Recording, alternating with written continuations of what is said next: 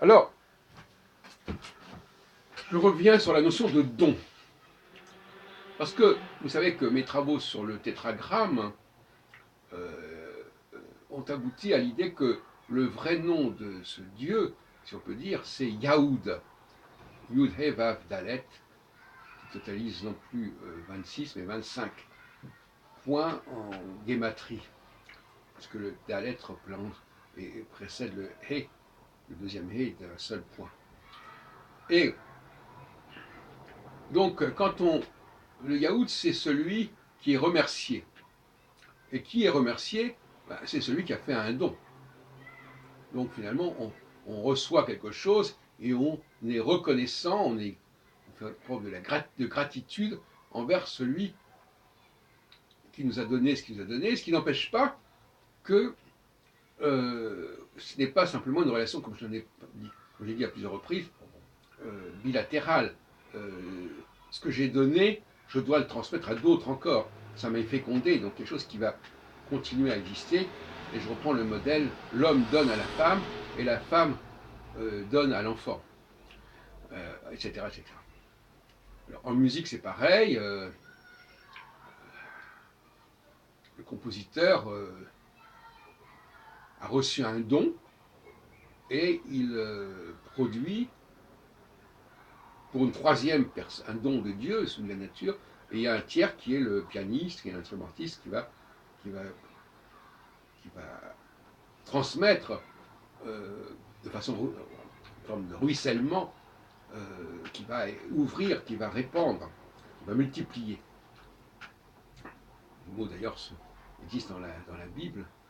Multiplier, ça veut dire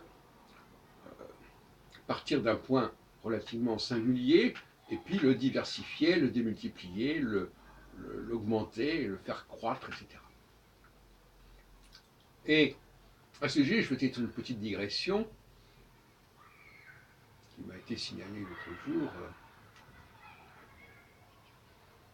Oui, c'est lors d'un concert, on nous rappelait que beaucoup de symphonies ou de concertos avaient été mis ensuite pour piano, transposés pour piano, notamment par des gens comme Franz Liszt.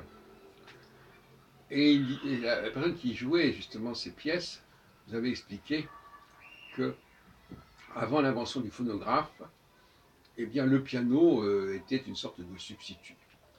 C'est-à-dire qu'on adaptait euh, une pièce pour orchestre au piano, et parce qu'il y a eu parfois le phénomène inverse, on a orchestré des pièces pour piano, mais on peut aussi mettre pour piano des pièces orchestrales, ce qu'a fait notamment Franz Liszt. Et dans ce cas-là, beaucoup de jeunes femmes étaient formées, ma grand-mère maternelle ou ma sœur aînée était formée pour jouer du piano, c'est-à-dire pour jouer des pièces, des symphonies même éventuellement, des concertos, mais transposés pour piano. Et c'était aussi une forme de ruissellement finalement. Ça. De ruissellement. Maintenant, avec la technologie, les choses prennent une autre dimension. Il faut bien comprendre que toutes ces jeunes femmes qui apprenaient le piano, au fond, c'était tout simplement parce qu'on n'avait pas de tourne-disque, d'électrophone, et que cette tradition, d'ailleurs, s'est perdue en grande partie avec le développement, justement, de la technologie. D'autre part, je discutais l'autre jour avec une amie qui me disait que il y avait il y a quand même pas mal de gens qui sont assez capables de rejouer une pièce qu'ils entendent sans avoir besoin de la partition, simplement à l'oreille. Et ça, je trouve ça tout à fait intéressant aussi. Il faut développer. Il y a des gens qui ne sont pas de grands compositeurs, mais qui sont capables d'adapter une pièce pour d'autres supports, ou ce qui est quand même très utile, de rejouer des pièces qui n'ont pas été mises sur partition, parce que l'auteur ne l'a pas voulu, n'a pas pu le faire.